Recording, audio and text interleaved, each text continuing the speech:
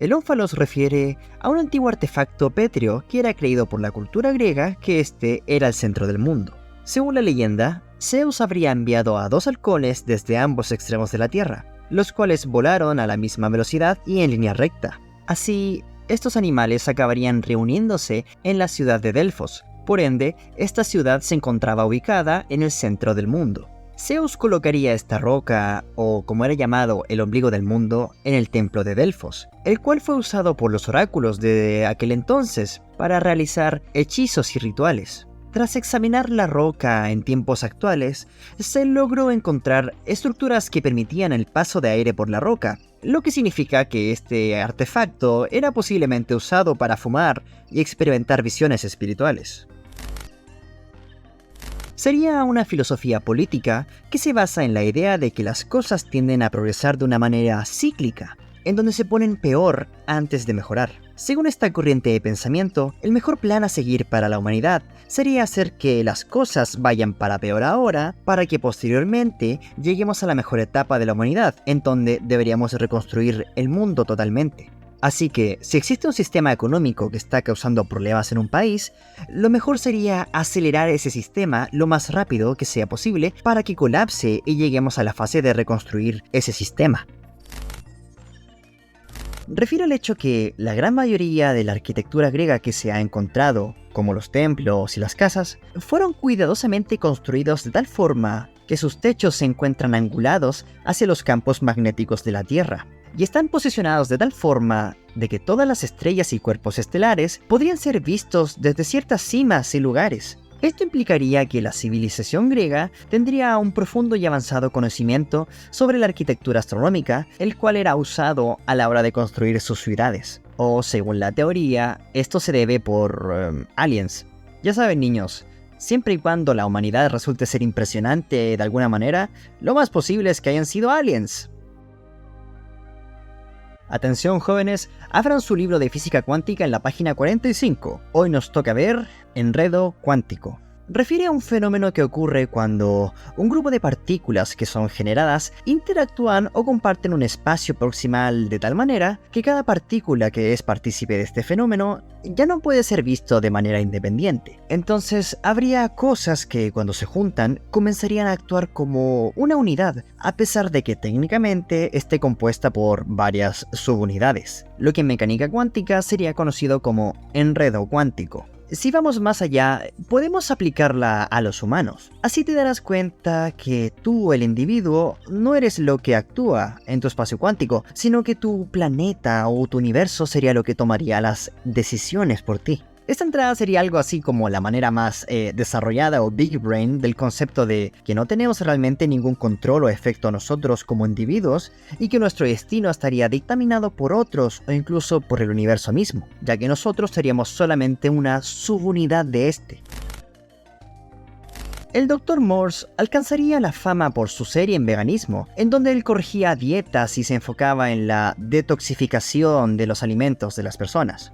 Sin embargo, por lo que es más famoso es por haber sido el pionero en la idea de la irritología, la que consiste en que al observar los ojos de un individuo, ya sea su forma e irregularidades, puedes obtener información desde qué enfermedades padece hasta sus deficiencias dietéticas. Aún es considerado como una pseudociencia. No obstante, existe gente, incluyendo el Dr. Morse, quienes creen fervientemente que los secretos del cuerpo humano podrían ser alcanzados simplemente al ver detenidamente los ojos de las personas. Por nada los ojos son el espejo del alma. Es exactamente lo que dice la entrada. La idea de que distintas etnicidades y culturas provocarían distintas configuraciones mentales en los miembros de las comunidades. Entonces, al aplicar la etnopsiquiatría bajo un enfoque algo más histórico, podrías ser capaz de entender y explicar los motivos por los cuales ciertos grupos se comportaron de cierta manera a lo largo de la historia, ya que la cultura y la etnicidad sería un factor muy importante para definir estos. Esta entrada refiere al hecho que todas las ondas de sonido generan una frecuencia como es bien sabido, y que en el caso de que dos frecuencias similares se interpusieran entre sí, una de estas podría aparecer invisible bajo la otra. Este concepto se aplica a la hora de hablar de mensajes ocultos y subliminales, como una forma de manipular la mente o dañarla, como lo que ocurrió durante el supuesto ataque acústico en Cuba, el cual mencionamos hace unos videos atrás, en donde ondas de sonido causaron un grado de daño cerebral a un puñado de embajadores americanos. Entonces, con esa teoría, esto sería la pieza clave para poder entender el secreto detrás del incidente de los ataques acústicos. Hace referencia a un libro, el cual fue publicado en 1967. Este fue escrito desde la perspectiva de un supuesto panel de agentes del gobierno, los cuales se les daba información secreta de procedimientos gubernamentales para actuar sobre la población. En el libro se detalla que altos mandos del gobierno determinaron que en orden para mantener el poder y la paz, debía siempre existir un estado de guerra, enfermedad o crisis, ya que gracias a esto, el Estado podría jugar un rol de control y orden en la sociedad de una manera artificial. Las teorías sobre este libro abarcan desde que es una opinión satírica de cómo supuestamente el gobierno funciona, hasta que sería un documento oficial el cual fue liberado al público por los 15 miembros del panel de agentes, los cuales habrían hecho público el libro en contra de los deseos de sus superiores. Pero al ser tomado esta novela como ficción, el gobierno no se tomaría ninguna molestia en sabotear su distribución. ¿La Unión Soviética no se había desintegrado? Eso es lo que queríamos que creyeran. Refiere la idea de que la supuesta caída de la Unión Soviética en 1991 habría sido una fachada para esconderse del movimiento del miedo rojo. La evidencia de esta teoría proviene de que los Estados Unidos nunca verificaron que la Unión Soviética se habría disuelto, sin mencionar que si investigas acerca de países que estaban alrededor de la región durante este tiempo, no existen registros sobre un cambio de gobierno o alguna celebración por la caída de la Unión Soviética. Además que los americanos nunca desplegaron tropas en Rusia, así que según esta teoría, los gobiernos habrían llegado a una especie de acuerdo mutuo para concentrar sus energías y recursos en otro lado. Es un concepto de energía mencionado muchas veces en el misticismo sánscrito, similar al ki y a las otras energías que se suelen mencionar en las filosofías orientales. Esta idea refiere a que si bien alguien puede manifestar esta energía a su alrededor, la energía Kundalini dicta que las personas podrían manifestar la energía en el mundo terrenal y gracias a esto podrían realizar tareas y funciones de su vida diaria, así como una especie de energía secreta que el usuario la persona podría manifestar. Una entrada que en lo personal se me hace un poco macabra. El cerebro en una jarra, también conocido como cerebro en una bañera, es una idea que se ha hecho más conocida en los últimos tiempos, la cual dicta que si tú teóricamente tomaras un cerebro humano y de alguna manera lo conectaras a una computadora, la cual estuviera corriendo una simulación, no existiría forma alguna para el cerebro de saber que está en una simulación. Esto nos hace recordar fuertemente al dicho "yo pienso, por lo tanto, existo". O sea, nada puede ser sabido aparte de tu propia mente, porque el resto de lo que tú ves fácilmente podría ser una simulación. Hace referencia a un culto, el cual se originó en Europa en los años 90. Este culto tenía el kit básico que todo culto tenía en esa época: marcianos, misticismo, loco, ideas de filosofía bíblica y oriental. Además que, según ellos, figuras importantes que marcaron nuestra historia, como Jesucristo, en verdad serían extraterrestres. Ya que en ese tiempo el incidente del suicidio en masa que ocurrió a manos del culto de las puertas del cielo había sido reciente, la gente del universo tuvo que encarar la desconfianza y la crítica de la comunidad. Esto provocaría que el culto supuestamente se disolviera más adelante. Sin embargo, según la teoría, varias figuras influyentes de la política europea serían secretamente miembros de esta secta, y que la gente del universo en verdad nunca se habría disuelto, sino que estaría permaneciendo oculta, preparando secretamente cosas que los cultos hacen de manera secreta. Refiere a uno de los casos mejor documentados en lo que a encuentros extraterrestres se refiere. Verán, en 1960, 15 personas a lo largo de España comenzarían a recibir cartas que clamaban haber sido enviadas por vida alienígena. Las cartas decían que los emisores provenían de un planeta que ellos denominaban Olla, que al ser transcrito a la ortografía terrestre se leería como humo, y no querían hacer su presencia conocida en el planeta, ya que solo tenían preguntas con respecto a cómo funcionaban los humanos y su sociedad. Estas cartas identificaban de manera correcta varios eventos militares que no habían sido hechos públicos y que habían ocurrido las décadas previas al envío de las misteriosas cartas. Hasta dijeron que habían podido encontrar la Tierra gracias a unas señales que fueron enviadas por una petrolera noruega en 1934, evento que más tarde fue comprobado que había ocurrido.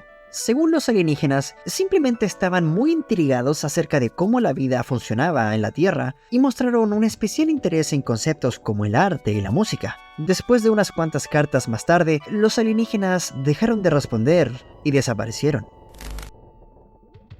Refiere al misterioso monte Kailash, el cual se ubica en los Himalayas. Su entrada se debe a que existen numerosos misterios que están asociados con este monte. Uno de estos sería que el monte en sí sería una morada de deidades antiguas, como lo serían Shiva y su esposa Parvati. Otro sería que, según turistas, el tiempo transcurre de una manera más rápida alrededor del monte. Incluso, algunos excursionistas reportaron haber sentido como sus uñas y su cabello crecía rápidamente en tan solo 12 horas. Y hablamos de un crecimiento que solo se hace visible normalmente después de 2 semanas. Y el último misterio que en lo personal se me hace muy interesante sería que un gran número de personas al parecer habrían tratado de escalar el monte Kailash sin éxito, ya que, según la teoría, el monte Kailash cambia de posición para aquellos que intentan escalar. Así que hasta la fecha, nadie ha podido lograrlo. Búsquenlo, es verdad. Pongan en Google quién ha escalado el monte Kailash y nadie lo ha logrado. Sin mencionar que, por los locatarios,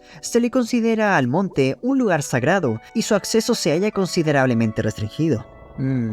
Si me dieran una moneda cada vez que un monte tibetano aparece en este iceberg por motivos paranormales, tendría 2 monedas, lo cual no es mucho, pero es raro que suceda 2 veces, ¿no? Esta entrada refiere a la idea de que existen segregaciones dentro de la Internet que se rigen por la etnia, la raza y la religión. Sin embargo, la teoría iría un paso más allá y clamaría que estas segregaciones serían hechas de manera deliberada por las élites y los altos mandos, con el fin de mantener a las personas separadas en bandos y construir hostilidad entre ellos, así evitando que las personas puedan trabajar en conjunto para poder tratar problemas reales y los causantes de esos problemas. Sería un término bastante conocido en el campo de la biología. De hecho, esta sería la teoría utilizada que trata constantemente de explicar de dónde rayos salió la mitocondria. Verán, siempre ha existido un debate acerca del origen real de la mitocondria, ya que este órgano celular posee un ADN distinto a la célula en la que se encuentra, lo que implicaría fuertemente que en algún punto fue un individuo totalmente independiente. Entonces esta teoría sería la idea de que ciertos organismos biológicos con el paso del tiempo se acoplaron a otros organismos, volviéndose parte de su fisiología y su evolución. Pero la teoría iría más allá, diciendo que este fenómeno habría ocurrido en organismos mucho más grandes. Quizás la razón para la repentina evolución de la raza humana fue porque a través de nuestra historia evolutiva fuimos consumiendo algún organismo que nos permitió evolucionar de manera tan repentina. Está muy buena. Es un artefacto que es considerado por muchos como la primera computadora análoga. Esta se estima haber sido construida por los griegos alrededor de 100 años antes de Cristo. Este artefacto consiste de un complejo sistema de 36 engranes de bronce, los cuales al ser rotados en cierta manera podían emular los movimientos de la luna e incluso permitían predecir anormalidades lunares como eclipses. Lo interesante es que, dado el periodo de tiempo en el cual fue construido el mecanismo, es bastante avanzado para su época. Algunas teorías dicen que el mecanismo no sería nada más que un complejo reloj, pero me niego a creer eso. ¿Me van a decir que esta porquería no parece un trozo de la tarjeta de video de alguien que juega el Minecraft con shaders instalados? De hecho, hay una teoría más adelante que liga fuertemente este hallazgo, pero se los contaré más adelante.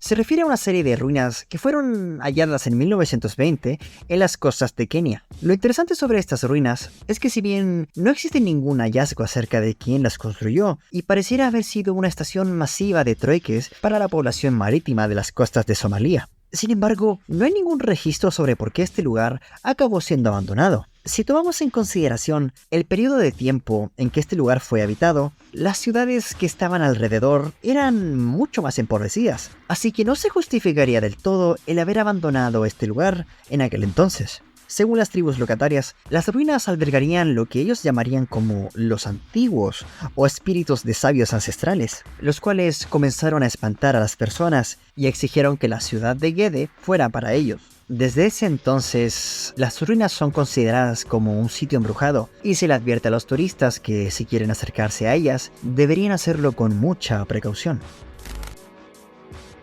Esto refiere a la idea de que el teosofismo, en primer lugar, es una corriente de pensamiento fuertemente ligada al gnosticismo. Sorpresa, sorpresa. Esencialmente, este sería una combinación de varias religiones mundiales, judaísmo, budismo, nazismo, cualquier cosa que termine en ismo. Según esta corriente de pensamiento, la verdad y el conocimiento real sería el corazón de todas las religiones. Por ende, tú podrías rescatar conocimiento verdadero de todas las religiones en tu búsqueda por la verdad. Entonces, cuando hablamos de geología teosofista, sería la idea de que las rocas podrían contener algún tipo de significado secreto y verdades ocultas. Una vez más, el gremio de arqueólogos y geólogos nos ha tomado la delantera.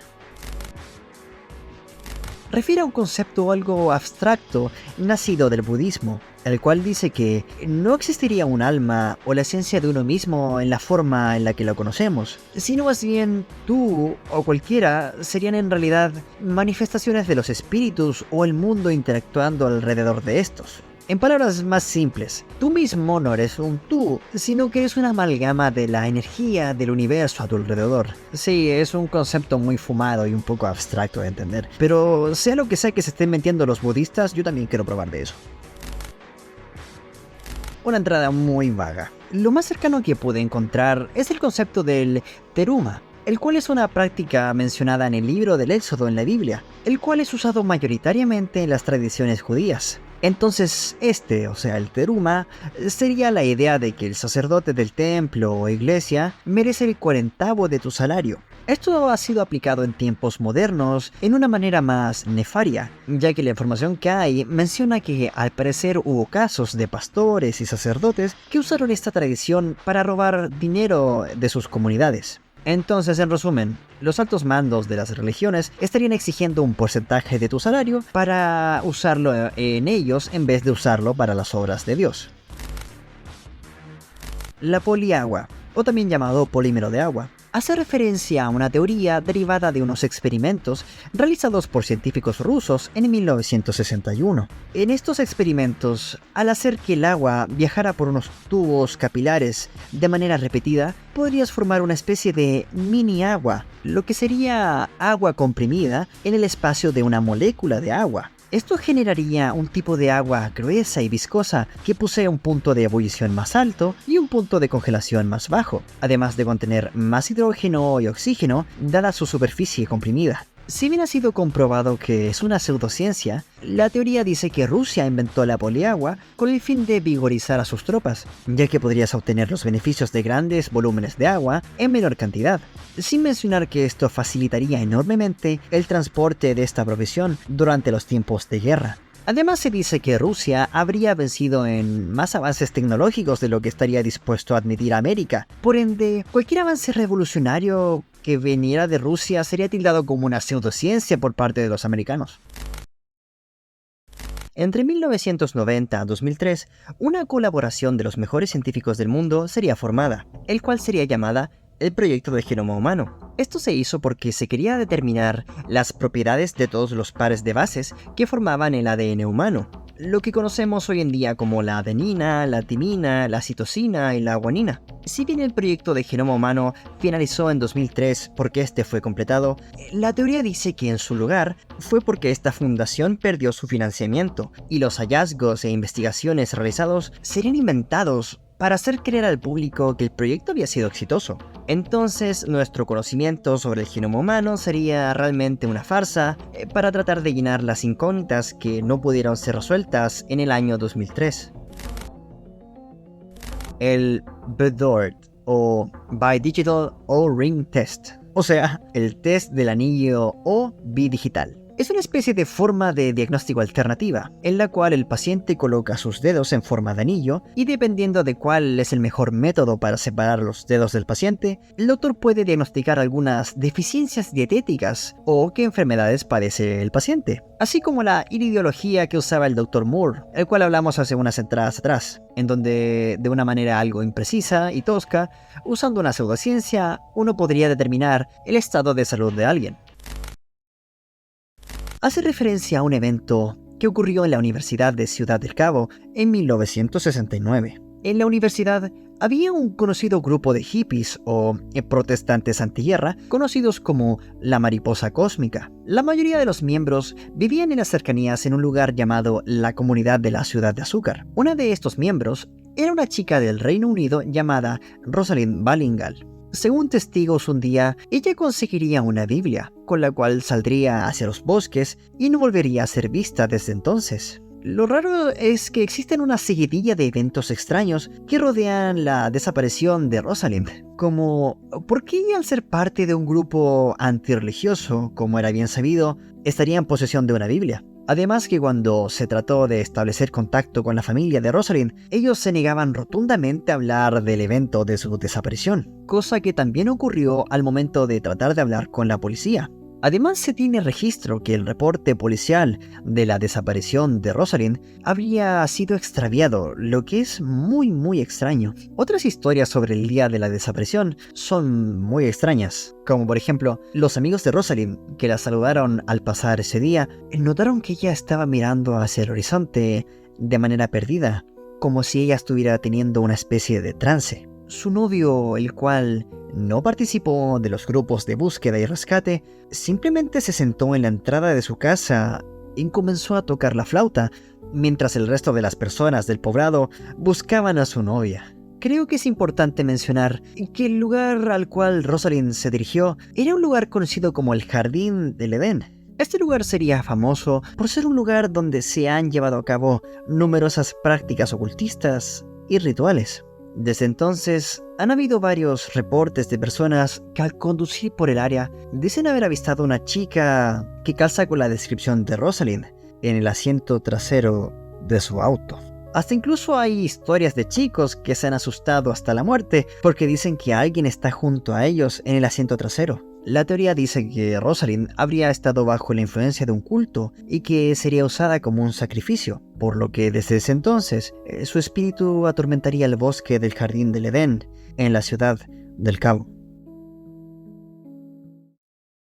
Y eso sería todo por el volumen 5 del iceberg de teorías conspirativas. Me encanta hacer estos videos, pero Jesús, son una tarea titánica. Les quiero dar las gracias por la participación de los posts de la comunidad y de los estrenos de los videos. De verdad, gracias a ustedes cada vez estamos más cerca de llenar la meta de monetización. Una vez más agradecemos a nuestro editor Panavif, que sin él la producción de estos videos no podría ser posible.